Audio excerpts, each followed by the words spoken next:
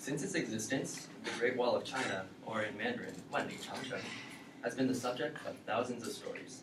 For humankind, the Great Wall tells the story of human ambition and ingenuity. For the Chinese people, it's the story of empires past. And for my family, the wall has become central to many stories of our own. Now, when I refer to the Great Wall, I'm usually referring to the one by Beijing, where my cousin is from. On 3 separate occasions, he went with me to the Great Wall, including my first time. 14 years ago, I went to the Great Wall for the first time, but I remember it like it was yesterday. I remember seeing the wall from the top of a guard tower, and it was slithering like a brick snake into the distance, over just waves and waves of green hills, and it really struck me. It was really a moment of monumental pride for me. The wall is over 13,000 miles long, so if you imagine the distance between LA and San Francisco, it's 35 times that distance. So yeah, they can't even build Amtrak that long, so they built a wall 35 times that distance. I think that's pretty impressive. I felt this immense pride for being Chinese at the time, to have my identity linked to this never-ending wall and this never-ending story. But at the time, I was too young to know who built the wall and why.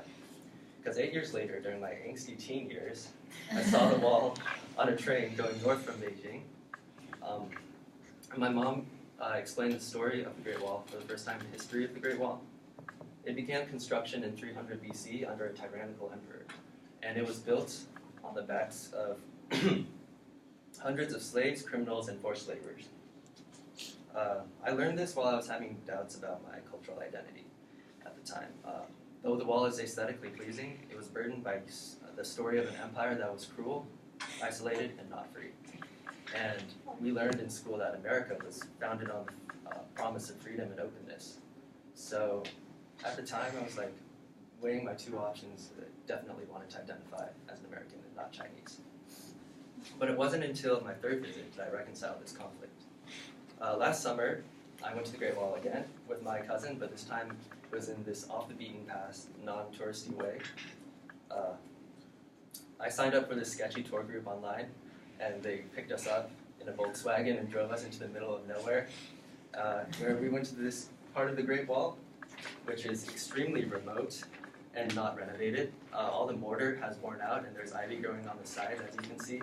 So we were stepping on the stones that were shifting below us, and if you can picture like the tail end of Bishops or like Serenity Swing, where you're basically rock climbing at the end, that's what we were doing.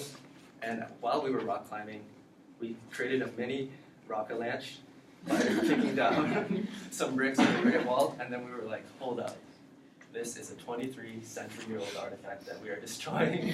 So it was an amazing time, despite the trip being dangerous and possibly illegal. Oh yeah, I also forgot to mention that this caption says, "What y'all are getting by voting for Trump." Like in a border wall. And that's a lot more real right now than when I posted this. Okay, so my cousin and I destroyed the wall, but at least the wall provided a story we'd always share.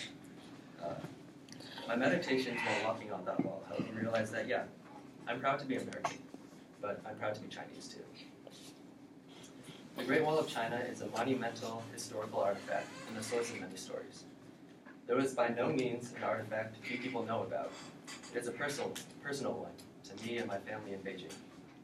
And out of all the people who have been blessed to bring back stories from the Great Wall, I'm glad I got to share you mine today.